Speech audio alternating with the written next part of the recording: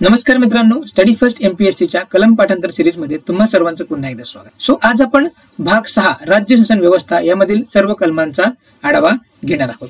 याआधी आपण भाग 5 पर्यंत सर्व कलमांचा अभ्यास केलेला आहे, त्यांना लक्षात ठेवण्याचा प्रयत्न केला आहे आणि आय होप तुम्ही सुद्धा ते सगळे जे लेक्चर्स आहेत ते चांगल्या प्रकारे कव्हर केले असतील आणि तुमच्या आता स्वतःची चांगल्या प्रकारे नोट्स त्या कलमांच्या तयार झाल्या असतील, शॉर्ट नोट्स। जेणेकरून तुम्ही येणाऱ्या एक्झामसाठी त्या रिव्हिजनसाठी वापरू शकता। आपण आपल्या आजच्या या सेशनला सुरुवात करूया। तर मित्रांनो, सुरू करण्यापूर्वी आपण जो लास्ट सेशन घेतला त्यामध्ये कलम 102 आणि 103 बद्दल थोडीशी करेक्शन आहेत, ते आधी मी तुम्हाला सांगतो। सॉरी, थोडंसं माझ्याकडून मिस्टेक झाली। तर बघा, कलम 102 जो आहे तो त्यामध्ये मी घेतला नव्हता, डायरेक्टली 103 घेतला होता। तर कलम 102 जो आहे तो सदस्य अपात्रता आहे आणि म्हणजेच कलम 102 काय, सदस्यांना अपात्र ठरवण्याबद्दल आहे आणि कलम 103 जो आहे सदस्यांच्या अपात्रतेबाबतच्या मुद्द्यांवर निर्णय। ठीक आहे, कलम 103 अपात्रतेबाबत निर्णय हे लक्षात ठेवायचं आहे। हा एक एवढा चेंजेस आपल्या कलमांमध्ये करून घ्या। याची जी रिवाइज पीडीएफ आहे ती सुद्धा मी ग्रुपवर अपलोड केलेली आहे, सॉरी आपल्या चॅनलवर अपलोड केलेली आहे, ती तुम्ही नक्की बघून घ्या। त्याची लिंक मी या व्हिडिओच्या डिस्क्रिप्शन बॉक्समध्ये आणि जो आधीचा सेशन झाला त्याच्या डिस्क्रिप्शन बॉक्समध्ये सुद्धा देईन। नक्कीच तेवढं करेक्शन करून घ्या। ठीक आहे, आता आपण आपला जो मेन सेशन आहे त्याला सुरुवात करूया। तर बघा, भाग 6 हा भाग 6 राज्य शासन व्यवस्थेच्या संदर्भात आहे आणि ह्याच्यामध्ये 152 ते 213 पर्यंतची कलम येतात। 152 ते 213 पर्यंतची कलम या भाग 6 मध्ये येतात। या भाग 6च्या अभ्यासासाठी आपण त्याला सुरुवातीला त्याचे काही डिवायडेशन केले, म्हणजे ऑलरेडी ते काही प्रकरणांमध्ये डिवाइड आहे। तर भाग 6 जो आहे प्रकरण 6 मध्ये डिवाइड केलेला आहे। ठीक आहे, भाग 6 याच्यामध्ये प्रकरण 6 आहेत। आपण बघितलं भाग 5 याच्यामध्ये प्रकरण 5 आहेत, हे लक्षात ठेवायचं। ठीक आहे, आणि आपल्या अभ्यासाच्या सोयीसाठी आपण त्या प्रकरणांचं सुद्धा आपण काय केलेलं आहे, डिवायडेशन केलेलं आहे, जेणेकरून आपल्याला ही कलम चांगल्या पद्धतीने लक्षात राहतील। तर बघा, भाग 6 मध्ये प्रकरण 1 जो आहे तो सर्वसाधारण दिलेला आहे आणि त्यामध्ये कलम 152 हा एकच कलम दिलेला आहे। ठीक आहे, त्यानंतर प्रकरण 2 जो आहे तो कार्यकारी यंत्रणाशी संदर्भात आहे। ठीक आहे, जसं आपण संघ शासन व्यवस्थेमध्ये बघितलं त्याच पद्धतीने या प्रकरणांची विभागणी आहे, थोडाफार फरक असणार आहे, तो आपण बघून घेऊया। कार्यकारी यंत्रणेमध्ये कलम 153 ते 167 या हे कलम येतात। ठीक आहे, मग राज्य शासनाच्या कार्यकारी व्यवस्थेमध्ये किंवा कार्यकारी यंत्रणेमध्ये कोण कोण येतात, तर राज्यपाल येतो, त्यानंतर मंत्रिमंडळ येतं, महाधिवक्ता येतो, या गोष्टी येतात। ठीक आहे, त्यानंतर मुख्यमंत्री येतात। हे घटक लक्षात ठेवायचे। मग कार्यकारी यंत्रणेमध्ये राज्यपाला संदर्भात कलम कोणते कोणते आहेत, तर कलम 153 ते 162, कलम 153 ते 162 आपण बघितलं होतं। राष्ट्रपती संदर्भात कलम कोणती, तर कलम 52 ते 62, त्यानंतर 72। ठीक आहे, ही कलम राष्ट्रपती संदर्भात आहेत। तर राज्यपाला संदर्भात कलम 153 ते 162 ही कलम येतात। त्यानंतर मंत्री परिषद संदर्भात, ठीक आहे, राज्याच्या मंत्री परिषद संदर्भात जी कलम आहेत ती म्हणजे कलम 63 आणि 64। त्यानंतर महाधिवक्ता कलम 165 आणि हा खूप महत्वाचा आहे, खूप वेळा विचारलेला कलम आहे। त्यानंतर सरकारी कामकाज चालवणे कलम 166 ते 167 मध्ये दिलेला आहे। त्यानंतर भाग 6 मधला जो प्रकरण 3 आहे तो राज्य विधिमंडळ संदर्भात आहे आणि त्याच्यामध्ये कलम 168 ते 212 ही कलम येतात। ठीक आहे, मग आपण प्रकरण 3चा सुद्धा विभाजन केलेलं आहे। त्याच्यामध्ये सर्वसाधारण जर बघितलं तर कलम 168 ते 177 पर्यंत सर्वसाधारण कलम आहेत। त्यानंतर पीठासीन अधिकारी, जसं संघ शासन व्यवस्थेमध्ये पीठासीन अधिकारी होते तसेच राज्य शासनामध्ये सुद्धा आहेत। त्याच्यामध्ये कलम 178 ते 187 हे पीठासीन अधिकारी संदर्भात आहेत। त्यानंतर सदस्यांबाबत तरतुदी कलम 188 ते 195 मध्ये दिलेल्या आहेत।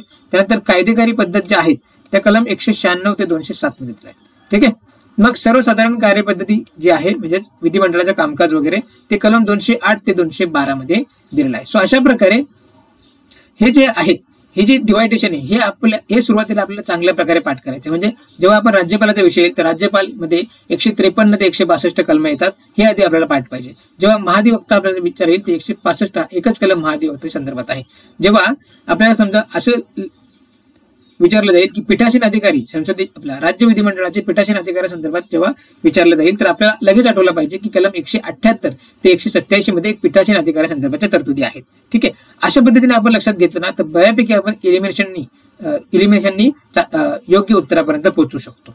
ठीक आहे, त्यानंतर बघा प्रकरण 4 जो आहे तो राज्यपालाचे कायदेविषयक अधिकार, कलम 213. जसं संघ शासनामध्ये आपण राष्ट्रपतींचे कायदेविषयक अधिकार बघितले, तसं इथे राज्यपालाचे कायदेविषयक अधिकार 213 मध्ये दिलेले आहेत. ठीक आहे, राष्ट्रपतींचे 223 मध्ये दिलेले आहेत, हे लक्षात ठेवा. सॉरी 123 मध्ये दिलेले आहेत. त्यानंतर प्रकरण 5 जो आहे राज्यांमधील उच्च न्यायालय, मग ते कलम 214 ते 232 मध्ये दिलेलं आहे. त्यानंतर प्रकरण 6 जो आहे दुय्यम न्यायालय, म्हणजे जी कनिष्ठ न्यायालय आहेत त्यांच्या संदर्भाच्या तरतुदी सुद्धा या प्रकरण भाग 6 मध्ये दिलेल्या आहेत, प्रकरण 6 करून. ठीक आहे, मग तिथे कलम 233 ते 237 अशा कलमांचा समावेश असतो. तर अशा प्रकारे आपण थोडक्यात ही जी कलमांची पार्श्वभूमी भाग 6 मधील जे कलम आहेत ते प्रकरणामध्ये डिवाइड केलेलं आहेतच, पण त्याला आपण अजून सब टॉपिक मध्ये डिवाइड केले, जेणेकरून आपण त्यांना चांगल्या पद्धतीने लक्षात ठेवू शकतो. आय होप की तुम्हाला हे समजलं असेल. ठीक आहे, सो आता आपण आपल्या ज्या कलमांना सुरुवात करू. तर कलम 152 काय म्हणतो, तर कलम 152 राज्याची व्याख्या म्हणतो. ठीक आहे, मग इथे जे आपण राज्य शासन व्यवस्था म्हणतो त्या संदर्भाची व्याख्या जी आहे कलम 152 मध्ये दिलेली आहे. ठीक आहे, मग हा आपल्याला एवढा महत्वाचा नाहीये, परंतु आपल्याला लक्षात ठेवायचं की कलम 152 राज्याची व्याख्या देतो. ठीक आहे, कारण भाग 6 मधला हा पहिलाच कलम आहे. त्यानंतर बघा प्रकरण 2. सो प्रकरण 2 जे आहे कार्यकारी यंत्रणा संदर्भात आहे, आणि त्याच्यामध्ये कलम 153 ते 167 कलम येतात. कलम 153 ते 167 कलम ही कार्यकारी यंत्रणेशी संदर्भात आहेत, आणि ती प्रकरण 2 मध्ये येतात भाग 6च्या. एवढं आपल्याला अशा पद्धतीने हे डिवायडेशन लक्षात पाहिजे. ठीक आहे, मग ह्याच्यामध्ये सगळ्यात पहिला जो घटक येतो तो म्हणजे राज्यपाल. ठीक आहे, मग राज्यपाला संदर्भात कलम कोणती, तर कलम 153 ते 162. राज्यपाला संदर्भातची कलम आहेत ती म्हणजे कलम 153 ते 162 हे लक्षात ठेवायचं. ठीक आहे, मग 1 बाय 1 आपण राज्यपाला संदर्भातची कलम लक्षात ठेवूया. ठीक आहे, पूर्ण कलम बघू आणि त्याच्या शॉर्ट मध्ये सुद्धा लक्षात ठेवू. मग कलम 153 काय म्हणतो, तर राज्यांचे राज्यपाल, म्हणजे प्रत्येक राज्याचा एक राज्यपाल असेल, आणि ज्या तरतुदी आहेत त्या कलम 153 मध्ये दिलेल्या आहेत. म्हणून आपण लक्षात ठेवलं कलम 153 म्हणजे राज्यपाल, कलम 153 म्हणजे राज्यपाल. ठीक आहे, राज्यपाला संदर्भात तरतूद 153 मध्ये दिलेला आहे, आणि हे आपल्यासाठी महत्वाचं आहे, कारण हे प्रश्न हे कलम ऑलरेडी विचारून झालेले आहेत. ठीक आहे, त्यानंतर कलम 154 काय सांगतो, तर राज्याचे कार्यकारी अधिकार. कलम 154 राज्याचे कार्यकारी अधिकार. ठीक आहे, मग ते कोणाच्या हाती असतील, तर राज्यपालाच्या हाती असतील, हे लक्षात ठेवायचं. म्हणून कलम 154 कार्यकारी अधिकार. ठीक आहे, कोणाचे, तर राज्याचे कार्यकारी अधिकार. या संदर्भाची तरतूद कोण सांगतो किंवा कोणता कलम सांगतो, तर कलम 154 हे लक्षात ठेवायचं. ठीक आहे, त्यानंतर बघा कलम 155 हा आपल्यासाठी अतिशय महत्वाचा कलम आहे. ठीक आहे, सो कलम 155 काय सांगतो, तर राज्यपालाची नेमणूक. कलम 155 राज्यपालाची नेमणूक. म्हणून कलम 155 आपण शॉर्ट मध्ये लक्षात ठेवू की नेमणूक. मग कोणाची नेमणूक, तर राज्यपालाची नेमणूक. का 155 राज्यपालाची नेमणूक सांगतो, तर आपल्याला माहिती आहे कलम 153 ते 163, कलम 153 ते 162 हे राज्यपालाच्या संदर्भात आहेत, हे आपल्याला माहिती पाहिजे. ठीक आहे, त्यानंतर नेक्स्ट कलम 156 राज्यपालाच्या कार्यकाला संदर्भात आहे. कलम 156 राज्यपालाचा कार्यकाल सांगतो. ठीक आहे, म्हणून आपण कलम 156 लक्षात ठेवलं की कार्यकाल. कलम 156 काय सांगतो, कार्यकाल कोणाचा, राज्यपालाचा. कलम 156 कार्यकाल सांगतो.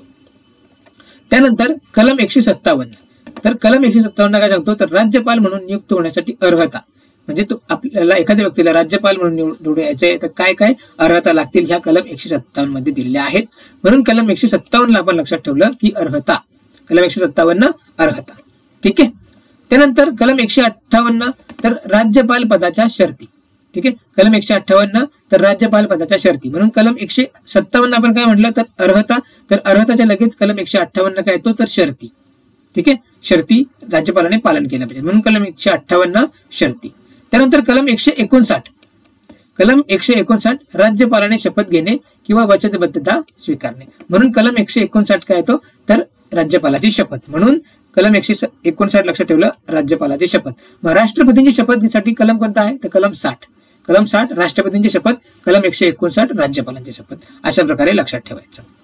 ठीक आहे, त्यानंतर कलम 160 काय म्हणतो, तर विवक्षित आकस्मिक प्रसंगी राज्यपालाची कामे करणे. जसं विवक्षित प्रसंगी उपराष्ट्रपती राष्ट्रपतीची कामे करतो, तसंच विवक्षित आकस्मिक प्रसंगी राज्यपालाची कामे करणे ह्या तरतुदी कलम 160 मध्ये दिल्या आहेत. ठीक आहे, मग त्या राज्याचा उच्च न्यायालयाचा जो मुख्य न्यायाधीश असतो तो विवक्षित प्रसंगी राज्यपालाची कार्य करतो, किंवा मग तोही ऍबसेंट असेल तर मग त्या कलमानुसार किंवा संसदेने ठरवून दिलेल्या पद्धतीनुसार जो व्यक्ती असतो तो राज्यपालाचे कार्य करतो, हे लक्षात ठेवायचं. ठीक आहे, म्हणून कलम 160 कलम 160 काय म्हणतो तर राज्यपालाची कामे करणे. कलम 160 काय म्हणतो राज्यपालाची कामे करणे. कधी तर विवक्षित आकस्मिक प्रसंगी. ठीक आहे. त्यानंतर महत्वाचा कलम आहे कलम 161. तर कलम 61 काय सांगतो क्षमा करणे किंवा विवक्षित प्रकरणी दंडादेशांचे निलंबन करण्याचा, परिहार करण्याचा व लघुकरणाचा राज्यपालाचा अधिकार. ठीक आहे. कलम 161 क्षमा करणे किंवा विवक्षित प्रकरणी दंडादेशांचे निलंबन करण्याचा, परिहार करण्याचा व लघुकरणाचा राज्यपालाचा अधिकार असणार आहे. म्हणजे थोडक्यात आपण लक्षात ठेवणार कलम 161 म्हणजे क्षमादान. जसं आपण बघितलं की कलम 72 नुसार राष्ट्रपती क्षमादान करतात, तसंच कलम 161 अनुसार राज्यपाल हे क्षमादान करतात. ठीक आहे. सो जे महत्वाचे कलम आहेत ते आपल्याला चांगल्या पद्धतीने लक्षात ठेवायचे आहेत. मग राज्यपालाच्या संदर्भात कोणते कोणते कलम आपल्याला महत्वाचे आहेत तर कलम 153 महत्वाचा आहे. त्यानंतर कलम 155 महत्वाचा आहे. त्यानंतर कलम 159 जिथे राज्यपालाची शपथ येते. त्यानंतर कलम 161 ज्या ठिकाणी राज्यपाल क्षमादान करतो. ठीक आहे. मग याच ठिकाणी आपल्याला दोन गोष्टी लक्षात ठेवायच्या आहेत की म्हणजे राष्ट्रपती क्षमादान आणि राज्यपालाचं क्षमादान यामध्ये काय फरक आहे आणि राज्यपाल कोणत्या गोष्टींमध्ये क्षमादान करू शकत नाही. ठीक आहे. या गोष्टी आपल्याला लक्षात घ्यायच्या आहेत. ठीक आहे. त्यानंतर कलम 162. तर कलम 162 राज्याची कार्यकारी अधिकाराची व्याप्ती. ठीक आहे. म्हणजे राज्याचा जो कार्यकारी अधिकार आहे त्याची व्याप्ती काय असणार आहे इथे याच्या तरतुदी कलम 162 मध्ये दिलेल्या आहेत. म्हणून आपण कलम 162 लक्षात ठेवलं अधिकाराची व्याप्ती. ठीक आहे. अधिकाराची व्याप्ती. सो ठीक आहे. तर या सेशन मध्ये आपण जास्त प्रमाणात कलमांच्या खोलात जाणार नाही, कारण सेम जी कलम आहेत ती आपण आधीच्या सेशन मध्ये संघ राज्य शासन व्यवस्थेची केलेली आहेत. ठीक आहे. सो तीच फक्त जी कलम संघ राज्य संदर्भात आहेत तीच कलम त्याच पद्धतीने फक्त कलमांचा नंबर चेंज होतो, परंतु स्वरूप जो आहे तो थोड्या प्रमाणात सेम होतो, हे लक्षात ठेवायचं. त्यानंतर मंत्री परिषद संदर्भात कलम जे आपण आहेत कलम 163 आणि 164. ठीक आहे. जेव्हा संघ शासन व्यवस्था बघितली त्या ठिकाणी आपण कलम 74 व कलम 75 हे मंत्री परिषद संदर्भात होते, हे आपण बघितलं होतं. ठीक आहे. आणि ही दोन्ही कलम 163 आणि 164 आपल्याला एक्झामच्या दृष्टीने महत्वाचे आहेत, कारण यावर सुद्धा प्रश्न येऊन गेलेला आहे. मग कलम 163 काय म्हणतो तर राज्यपालास सहाय्य करण्यासाठी, सल्ला देण्यासाठी मंत्री परिषद असेल. ठीक आहे. सो या ठिकाणी राज्यपालास सहाय्य देण्यासाठी मंत्री परिषद असेल ही तरतूद कलम 163 मध्ये दिलेली आहे, हे लक्षात ठेवायचं. म्हणून कलम 163 आपण लक्षात ठेवला मंत्री परिषद. ठीक आहे. कलम 163 मंत्री परिषद. त्यानंतर कलम 164 काय सांगतो तर मंत्र्यांबाबत इतर तरतुदी, म्हणजे मंत्र्यांची नियुक्ती, मंत्र्यांची शपथ, त्याच प्रकारे इतर ज्या गोष्टी आहेत त्या सगळ्या तरतुदी आहेत त्या मंत्री परिषद यामध्ये दिलेल्या आहेत. मंत्र्यांच्या तरतुदीमध्ये दिलेल्या आहेत. म्हणून कलम 164 काय म्हणतो तर कलम 164 मंत्र्यांच्या तरतुदी, हे लक्षात ठेवायचं. ठीक आहे.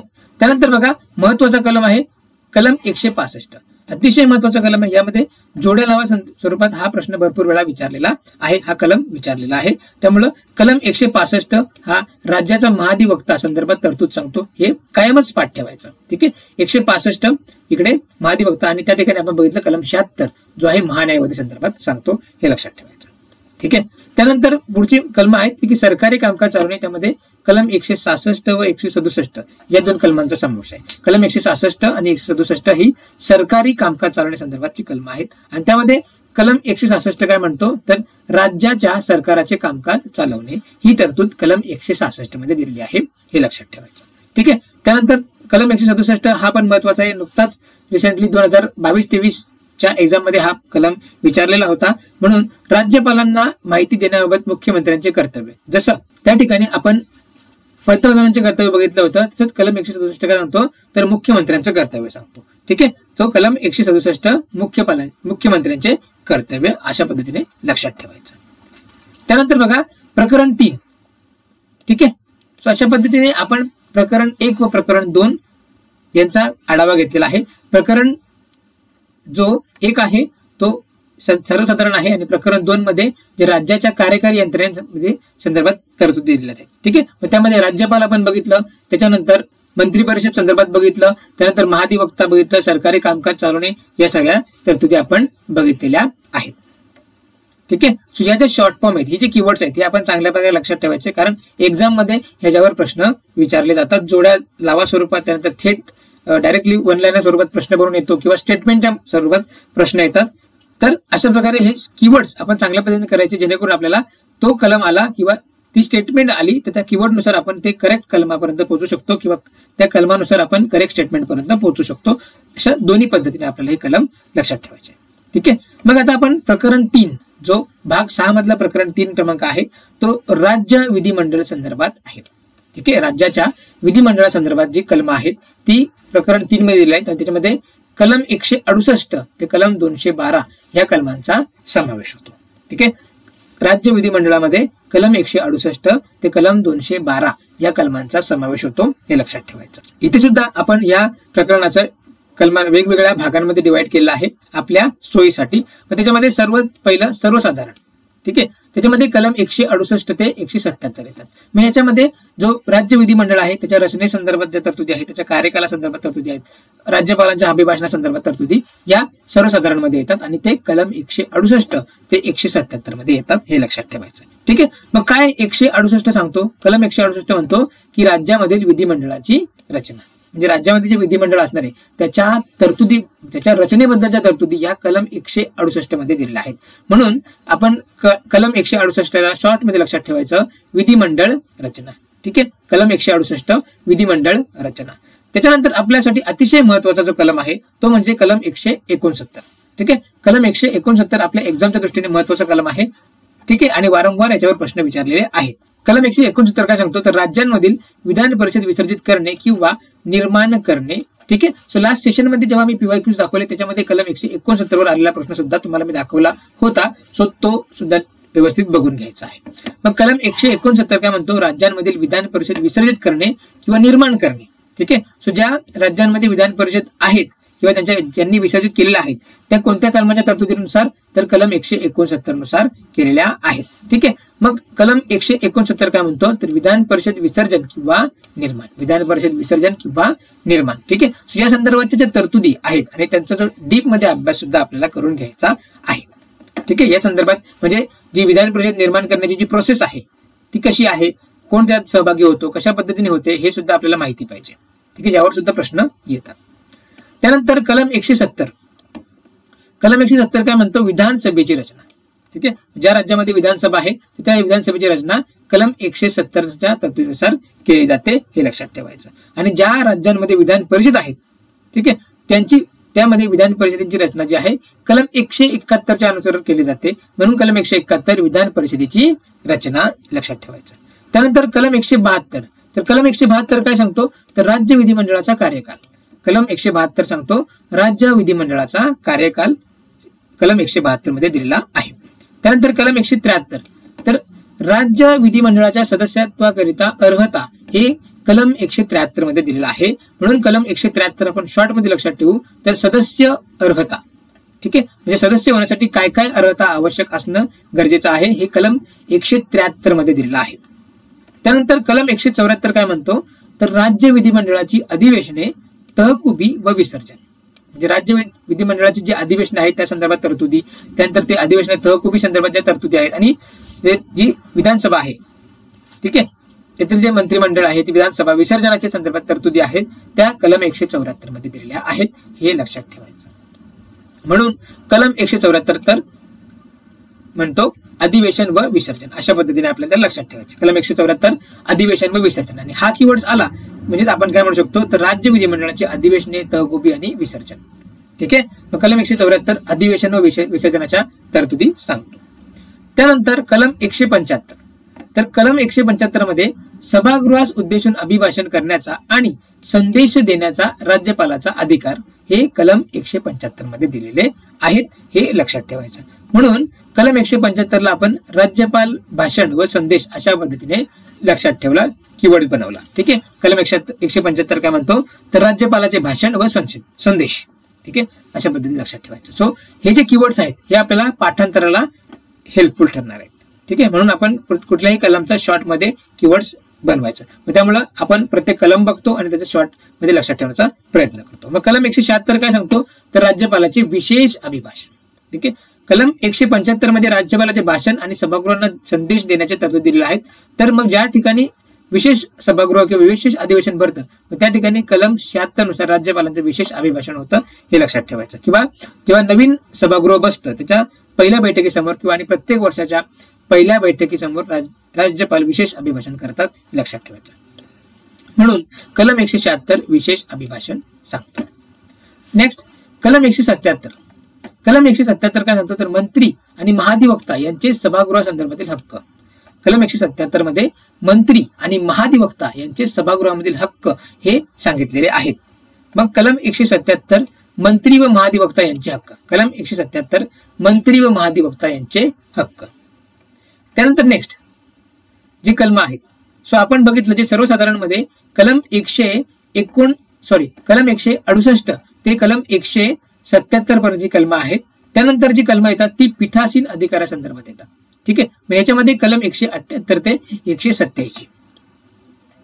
कलम 178 ते 187 हे पीठासीन अधिकारासंदर्भात तरतूद देतात. मग ह्याच्यामध्ये 2 गृह असतात, एक म्हणजे विधानसभा आणि दुसरं कोणतं आहे तर विधान परिषद. म्हणजे ज्या राज्यामध्ये म्हणजे काही राज्य जी आहेत ही द्विसभागृहे आहेत, म्हणजे त्या विधानसभा सुद्धा असते आणि विधान परिषद. फॉर एक्झाम्पल महाराष्ट्र, तर महाराष्ट्रामध्ये विधानसभा सुद्धा आहे आणि विधान परिषद सुद्धा आहे. ठीक आहे, परंतु काही जे राज्य आहेत त्याच्यामध्ये फक्त विधानसभा असते. ठीक, मग या दोन्ही पीठासीन अधिकाऱ्यांचे आपल्याला इथे तरतुदी कलम 178 ते 187 मध्ये दिलेल्या आहेत, त्या तशा प्रकारे लक्षात ठेवायच्या. ठीक आहे, म्हणून कलम 178 काय सांगतो तर विधानसभेचा सभापती व उपसभापती. ठीक आहे, तर बघा की ज्यावेळी आपण संघ शासन व्यवस्था बघितली त्यावेळी आधी राज्यसभा होतं आणि मग लोकसभा होतं. ठीक आहे, परंतु या ठिकाणी विधानसभा आधी घेतलेलं आहे. त्याचं कारण काय आहे तर सगळ्याच राज्यांमध्ये विधान परिषद नाही, म्हणून विधानसभा हे सुरुवातीला आहे, हे लक्षात ठेवायचं. मग कलम 178 हे विधानसभेचे सभापती व उपसभापती यांच्या संदर्भात तरतुदी सांगतो. म्हणून कलम 178 सभापती व उपसभापती यांच्या तरतुदी, सभापती व उपसभापती संदर्भात कलम 178 तरतुदी सांगतो. त्याच प्रकारे बघा जे आपण संघ शासन व्यवस्थेमध्ये जी पीठासीन अधिकारासंदर्भाची जी कलमांचा जो क्रम बघितला किंवा त्यांच्या ज्या व्याख्यांचा जो क्रम बघितला तो सेम क्रम इथेच आहे, इथे पण आहे. ठीक आहे, म्हणजे लोकसभा आणि राज्यसभा यांचे जे पीठासीन अधिकार आहेत त्यांचे आपण बघितले जसे क्रम आहे तो सेम आहे, तो इथे सुद्धा सेमच आहे. म्हणजेच कसं तर कलम 178 मध्ये दिलेला आहे सभापती व उपसभापती, आणि हा पहिला ही स्टेटमेंट सर्वप्रथम आहे. मग संघ शासन व्यवस्थेमध्ये सुद्धा राज्यसभेच्या बाबतीत सुद्धा त्या ठिकाणी सभापती व उपसभापती यांची तरतूद सर्वप्रथम दिलेली आहे.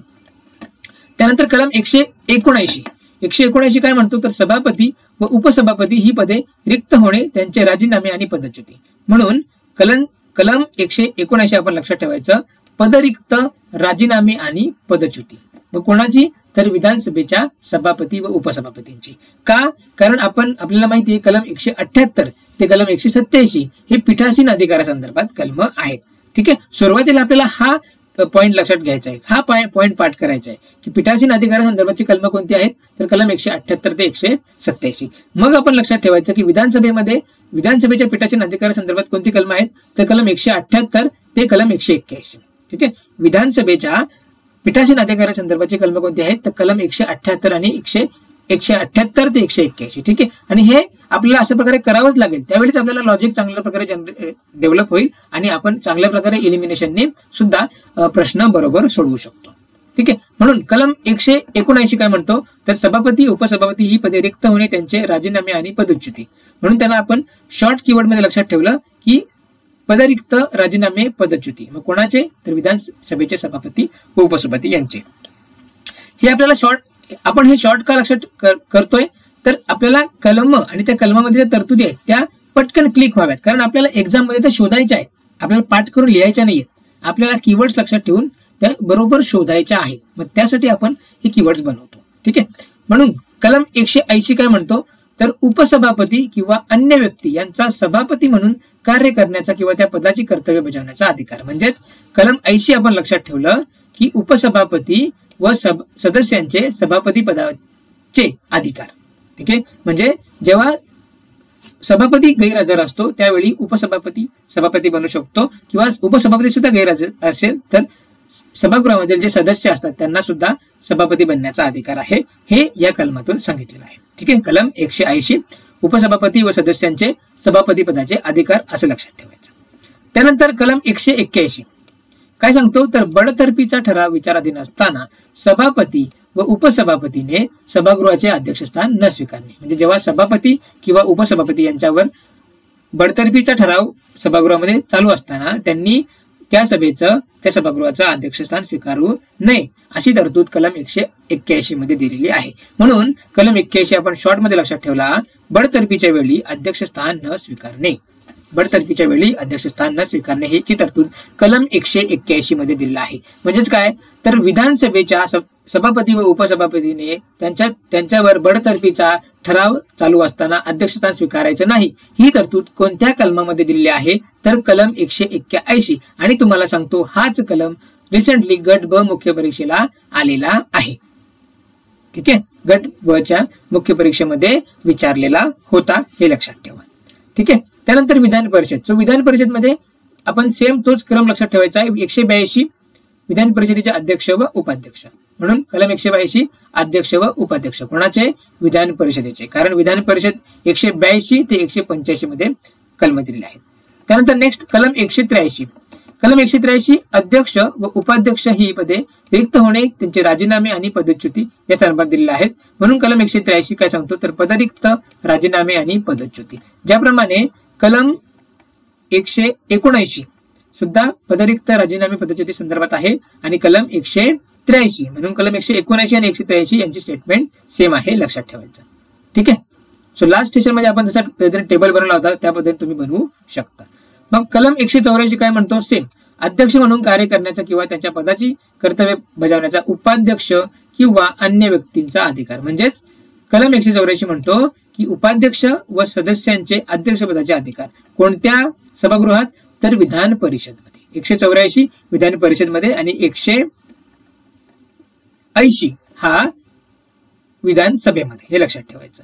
त्यानंतर 185 काय म्हणतो, कलम 185 बडतर्फीचा ठराव विचाराधीन असताना अध्यक्ष व उपाध्यक्षाने सभागृहाचे अध्यक्षस्थान न स्वीकारणे.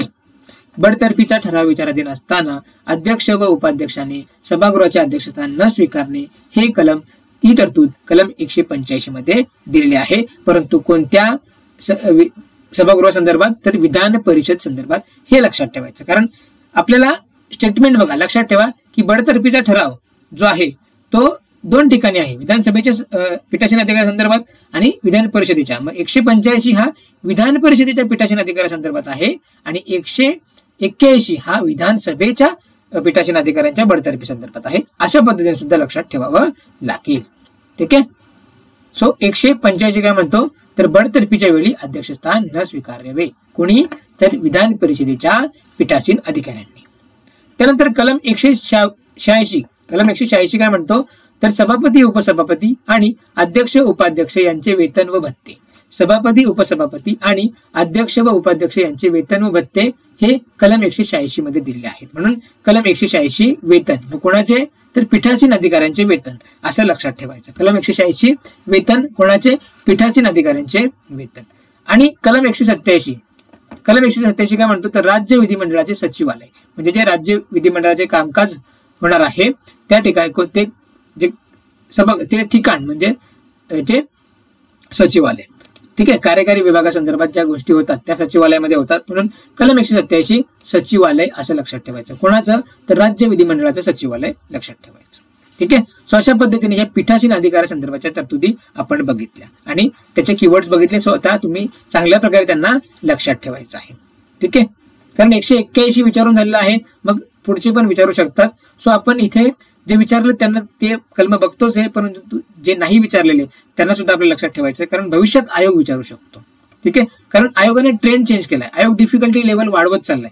त्यामुळे जे आयोगाने विचारून झालेलं त्या आयोग आता जास्त प्रमाणात विचारायचं बघत नाही. जिथे आपण लक्ष देत नाही, ज्या ठिकाणी आपलं लक्ष जात नाही त्या ठिकाणी त्यांचे पॉइंट्स आयोग विचारतो. आणि जर तुम्ही PYQचं चांगल्या प्रकारे अनालिसिस केलं तर ह्या गोष्टी तुमच्या लगेच लक्षात येतील. ठीक आहे, म्हणून हे पूर्णच्या पूर्ण कलमांची सिरीज मी घेतलेली आहे. यातला एकही कलम आपण सोडणार नाहीये. ठीक आहे, नाहीतर आपण फक्त जे महत्वाचे कलम घेतले असती आणि जे नाहीत ते सोडून दिले असते. परंतु इथं गरजेचं आहे की सगळ्याच कलमांचा आढावा घ्यायचा आहे.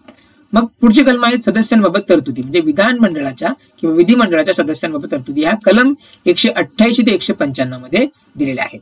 विधिमंडळाच्या सदस्यांबद्दलच्या तरतुदी कलम 188 ते 195 मध्ये दिलेल्या आहेत. सो कलम 188 काय म्हणतो, तर सदस्याने शपथ घेणे किंवा वचनबद्धता स्वीकारणे.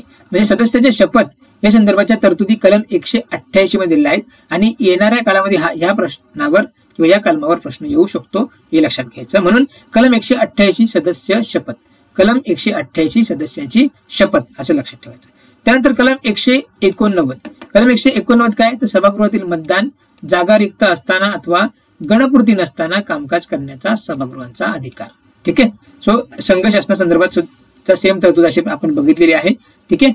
सो त्या ठिकाणी कलम 100 हे होतं हे लक्षात ठेवा. मग कलम 189, कलम 189 काय मतदान व गणपूर्ती. ठीक आहे. मग मतदान व गणपूर्ती संदर्भाच्या तरतुदी कशामध्ये दिलेल्या आहेत तर कलम 189. ठीक आहे. मग जेव्हा आयोग प्रश्न विचारेल तेव्हा पूर्ण स्टेटमेंट विचारेल. ठीक आहे. पण आपल्याला ते पूर्ण स्टेटमेंट कोणत्या कलमात दिलेले आहे हे आपल्या कीवर्ड्स वरून ओळखायचं आहे हे लक्षात ठेवायचं. म्हणून मतदान व गणपूर्ती हे कलम 189 मध्ये दिलेलं आहे हे लक्षात ठेवायचं. आणि आपल्याला हे पाठ करायचं आहे. 1 टाइम 2 टाइम रिडिंग मध्ये हे पाठ होणार नाही, तर याला कंटिन्युअसली शॉर्ट पार्ट मध्ये रिव्हिजन मध्ये ठेवावं लागणार आहे आणि आपल्याला ते पाठ करावं लागणार आहे. म्हणजे ह्याच्यानं सुरुवातीला आपल्याला समजा 1 ते 20 कलम घेतली. ठीक आहे. अशा पद्धतीने शॉर्ट पाठ केले किंवा आपण जसं आता डिवायडेशन केलं आहे सदस्याबाबतच्या तरतुदी, मग कलम 188 ते 195 मग ह्या पहिले पाठ करून घेतल्या. त्या आपण त्याला चांगल्या प्रकारे रिडिंग केल्या, त्याचप्रकारे ही कलम एका पेजवर लिहून काढायची. मग त्या कलमासमोर काय स्टेटमेंट आहे किंवा काय कीवर्ड आहे तो आपण लिहायचा प्रयत्न करायचा. ठीक आहे. आठवलं तर डायरेक्टली लिहून टाकायचा, नाही आठवत तर मग तो पुन्हा त्याला रिवाइज करायचा, लिहायचा. असं आपल्याला करून बघायला लागणार आहे. तेव्हा कुठे ही कलम आपल्याला चांगल्या प्रकारे लक्षात राहते. ठीक आहे. मग त्यानंतर कलम 190 काय म्हणतो तर पदे रिक्त होणे. ठीक आहे. म्हणजे जे सदस्यांचे पद आहे तिथे रिक्त होण्याच्या ज्या तरतुदी आहेत, म्हणजे कोणत्या परिस्थितीमध्ये त्यांना पद रिक्त करावं लागेल या तरतुदी कलम 190 मध्ये दिलेल्या आहेत. म्हणून कलम 190 काय म्हणतो तर पद रिक्त होणे. कलम 190 पदे रिक्त होणे हे लक्षात ठेवायचं. त्यानंतर कलम 191, कलम 191 सदस्यत्वाबाबत अपात्रता. सदस्यत्वाबाबत अपात्रताच्या तरतुदी कलम 191 मध्ये दिल्यात. म्हणून कलम 191 सदस्य अपात्रता दिलेला आहे लक्षात ठेवायचं. त्यानंतर कलम 192, कलम 192 सदस्यांच्या अपात्रतेबाबतच्या प्रश्नांवरील निर्णय. कलम 192 सदस्यांच्या अपात्रतेबाबतच्या प्रश्नांवरील निर्णय. ठीक आहे. म्हणून कलम 192 अपात्रतेबाबत निर्णय किंवा अपात्रतेवर निर्णय अशा पद्धतीने लक्षात ठेवायचं. कलम 192 अपात्रतेवर निर्णय लक्षात ठेवायचं. ठीक आहे. त्यानंतर बघा कलम 193 हा सुद्धा महत्वाचा आहे. तर कलम 188 नुसार शपथ घेण्यापूर्वी किंवा वचनबद्धता स्वीकारण्यापूर्वी, ठीक आहे, किंवा पात्र नसताना आणि अपात्र असताना उपस्थित राहणे व मतदान करणे याबद्दल शास्ती.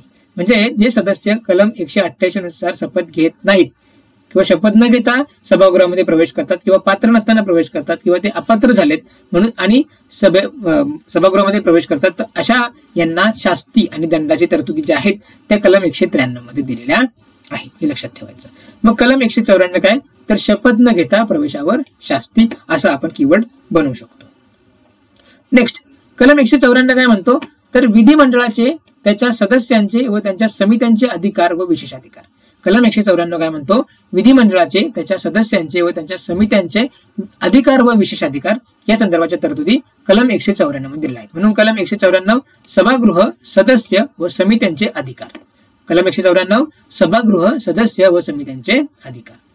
त्यानंतर कलम 195, कलम 195 सदस्यांचे वेतन व भत्ते. ठीक आहे. कलम 195 सदस्यांचे वेतन. म्हणून कलम 195 आपण लक्षात ठेवू सदस्य वेतन. सो अशा प्रकारे ही कलम जी आहेत ही सदस्याबाबत तरतुदी कलम 188 ते 195 मध्ये दिलेल्या आहेत हे लक्षात. त्यानंतर नेक्स्ट कायदेकारी पद्धत. ठीक आहे. म्हणजे विधिमंडळामध्ये कायदे करण्याची पद्धत जी आहे ती कशा प्रकारे असणे त्याच्या संबंधीच्या तरतुदी कलम 196 ते 207 मध्ये दिलेल्या आहेत. कलम 196 ते 207 मध्ये या कायदेकारी पद्धतीच्या तरतुदी दिलेल्या आहेत. म्हणून कलम 196 काय म्हणतो तर विधेयके मांडण्याचा व संमत करण्याबाबत तरतुदी.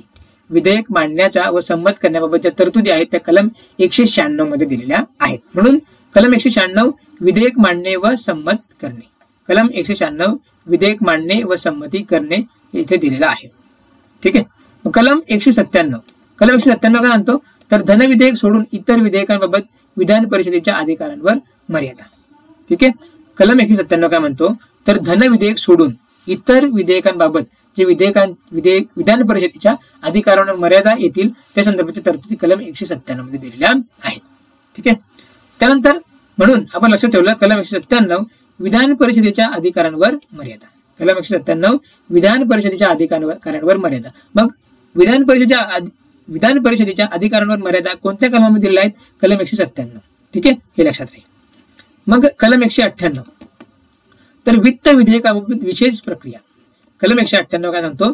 वित्त विधेयकाबाबत विशेष प्रक्रिया. कलम 198 वित्त विधेयक असं लक्षात ठेवायचं. ठीक आहे. त्यानंतर कलम 199. कलम 199 धन विधेयकाची व्याख्या. कलम 199 धन विधेयकाची व्याख्या. ठीक आहे. म्हणून कलम 199 काय सांगतो? तर धन विधेयक. कलम 199 म्हणतो धन विधेयक. ठीक आहे. कलम 200 विधेयकांना अनुमती. कलम 200 विधेयकांना अनुमती. तर अनुमती कोण देणार आहे? तर राज्यपाल. मग राज्यपालांनी विधेयकांना अनुमती देण्यासंदर्भाच्या तरतुदी आहेत या कलम 200 मध्ये दिलेल्या आहेत. म्हणून कलम 200 विधेयक अनुमती. ठीक आहे, लक्षात ठेवायचं. त्यानंतर कलम 201. कलम 201 काय म्हणतो? तर राष्ट्रपतीच्या विचारार्थ राखून ठेवलेली विधेयके. म्हणजे कलम 201च्या तरतुदीनुसार राज्यपाल हे काही विधेयक राष्ट्रपतींच्या विचारार्थ राखून ठेवू शकतात. आणि या संदर्भात जो प्रश्न होता, म्हणजे एका प्रश्नामध्ये एक स्टेटमेंट आली होती आणि त्या ठिकाणी दिलं होतं की कलम 200 नुसार राज्यपाल काही विधेयके राष्ट्रपतीच्या विचारार्थ राखून ठेवू शकतात. ठीक आहे. सो ती स्टेटमेंट रॉंग होती आणि आपल्याला त्या एकाच स्टेटमेंटवरून त्या प्रश्नाचं उत्तर येणार होतं, हे आपण बघितलेलं आहे. ठीक आहे. म्हणून अशा पद्धतीने कलमांचा अभ्यास आपल्यासाठी हेल्पफुल ठरणार आहे. म्हणून कलम 201 काय म्हणतो? तर राष्ट्रपतीच्या विचारार्थ राखून ठेवलेली विधेयके. त्यानंतर कलम 201 राष्ट्रपतीसाठी रोखणे असा आपण त्याचा कीवर्ड्स बनवू शकतो. ठीक आहे. नेक्स्ट कलम 202. तर कलम 202 काय म्हणतो? तर वार्षिक वित्तीय विवरणपत्र. म्हणजेच कलम 202 मध्ये अंदाजपत्रका संदर्भाच्या तरतुदी दिलेल्या आहेत. बजेट. ठीक आहे. कलम 202 अंदाजपत्रक आणि अंदाजपत्रकालाच आपण म्हणतो वार्षिक वित्तीय विवरणपत्र. त्यानंतर 203 कलम 203 काय म्हणतो? तर अंदाजपत्रकाबाबत विधिमंडळातील प्रक्रिया. कलम 203 म्हणतो अंदाजपत्रकाबाबत विधिमंडळातील प्रक्रिया या कलम 203 मध्ये दिलेला आहे. ठीक आहे. सो ही जी आहेत आपण संघ शासन व्यवस्थेमध्ये जे बजेट संदर्भाची जी कलम आहेत ना, त्याच पद्धतीची ही कलम इथे दिली आहेत. फक्त कलमांचे नंबर चेंज होतात, परंतु क्रम तो सेम आहे. मग कलम 204. ठीक आहे. मग विनियोग विधेयक. तर विनियोग विधेयक म्हणजे काय हे आपण लास्ट सेशन मध्ये बघितलं होतं. म्हणजे विनियोग विधेयक पारित करून विधिमंडळात जो खर्च करायचा आहे किंवा जो कार्यकारी मंडळ आहे त्यांना खर्च करायचा आहे, ते खर्च करण्यासाठी विनियोग विधेयक पारित करावं लागतं, हे लक्षात ठेवा. त्यानंतर कलम 205 मध्ये पूरक, अतिरिक्त किंवा अधिक अनुदानासंदर्भाच्या तरतुदी दिलेल्या आहेत कलम 205 मध्ये.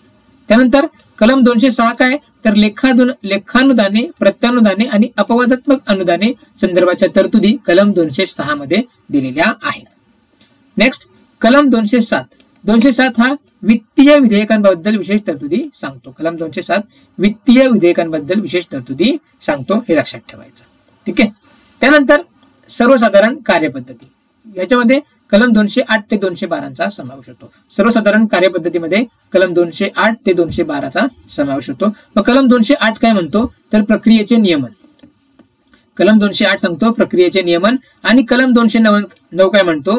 तर वित्तीय कामकाजाबाबत राज्य विधानमंडळातील प्रक्रियेचे कायद्याद्वारे विनियमन. ठीक आहे. मग 208 नियमन आणि 209 काय म्हणतो? तर कायद्याद्वारे नियमन. ठीक आहे. म्हणून 209 लक्षात ठेवायचं, प्रक्रियेचे कायद्याद्वारे नियमन, जसं संघ शासन व्यवस्थेमध्ये बघितलं सेम त्याच पद्धतीने. नेक्स्ट कलम 210 काय म्हणतो? तर विधिमंडळात वापरावयाची भाषा. ठीक आहे. म्हणून आपण लक्षात ठेवलं कलम 210 भाषा. मग कुठली? तर विधिमंडळात वापरायची भाषा. ठीक आहे. त्यानंतर कलम 211 काय म्हटलं? तर विधिमंडळातील चर्चेवर निर्बंध. ठीक आहे. विधिमंडळातील चर्चेवर निर्बंध संदर्भाची तरतूद कशामध्ये दिलेली आहे? तर कलम 211 मध्ये दिलेली आहे. म्हणून 211 चर्चेवर निर्बंध. त्यानंतर कलम 212. कलम 212 काय म्हणतो? तर न्यायालयांनी विधिमंडळातील कामकाजाबाबत चौकशी न करणे. म्हणजे विधिमंडळाच्या कामकाजाची चौकशी न्यायालय करू शकत नाही, अशा संदर्भाची तरतूद कलम 212 मध्ये दिलेली आहे. म्हणून कलम 212 चौकशी नाही, असं आपण लक्षात ठेवू शकतो. आणि या भाग 6 मधला प्रकरण 4 जो आहे तो कशा संदर्भात आहे?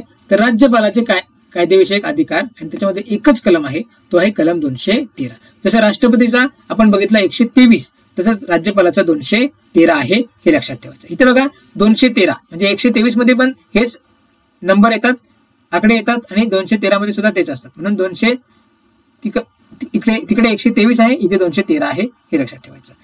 आणि कलम 213 काय म्हणतो? तर विधानसभेच्या विश्रांती काळात अध्यादेश जारी करण्याचा राज्यपालाचा अधिकार. म्हणून 213 आपण लक्षात ठेवू शकतो राज्यपाल अध्यादेश. आणि ह्या अध्यादेश संदर्भात म्हणजे कोणत्या परिस्थितीमध्ये अध्यादेश काढला जातो हे आपण लास्ट सेशन मध्ये राष्ट्रपतींच्या अध्यादेशावेळी बघितलेलं आहे. सो तुम्ही त्याचे आधीचे सेशन्स आहेत ते चांगल्या प्रकारे करून घ्या, बऱ्याचशा गोष्टी क्लिअर होणार आहेत. ठीक आहे. सो या सेशन मध्ये आपण राज्य शासन व्यवस्थेचे भाग 6 मधील प्रकरण 4 मधील कलमांपर्यंतचा आढावा घेतलेला आहे. चांगल्या प्रकारे त्यांना लक्षात ठेवण्याचा सुद्धा प्रयत्न केलाय. सो तुम्ही आता काय करायचं आहे, या कलमांचं पुन्हा रिवाइज करायचं, स्वतःच्या शॉर्ट नोट्स करायच्या आणि त्याच्यामध्ये अतिशय म्हणजे तुम्हाला समजेल अशा पद्धतीने या प्रत्येक कलमाच्या कीवर्ड्स बनवायच्या. तुम्ही ह्या जरी ठेवल्या लिहून आणि लक्षात ठेवल्या तरी चालतील किंवा तुमच्या स्वतःच्या तुम्ही कीवर्ड लक्षात ठेवा, परंतु हे सर्वच्या सर्व कलमांचा आपल्याला आढावा येणं गरजेचं आहे. ते कलम लक्षात ठेवणं गरजेचं आहे. 2 ते 3 मार्क्स आपल्याला या कलमांच्या अभ्यासाने भेटतात. पूर्व परीक्षेमध्ये कलमांवर विचारतात, मुख्य परीक्षेमध्ये कलमांवर विचारतात, म्हणून या कलमांचा चांगल्या प्रकारे अभ्यास करणं गरजेचं आहे आणि नक्कीच तुम्ही या सिरीज मार्फत त्या कलमांचा चांगल्या पद्धतीने अभ्यास कराल. सो या ठिकाणी आपण थांबतोय. तर मित्रांनो, आतापर्यंत तुम्ही आपल्या या स्टडी फर्स्ट MPSCच्या युट्यूब चॅनलला सबस्क्राईब केलेलं असेल तर नक्की सबस्क्राईब करून घ्या. त्याचप्रकारे तुमच्या इतर मित्रमैत्रिणींना सुद्धा हा चॅनल शेअर करा आणि या व्हिडिओचा कंटेंट जर तुम्हाला आवडला असेल तर नक्कीच या व्हिडिओला लाईक सुद्धा द्या. ठीक आहे.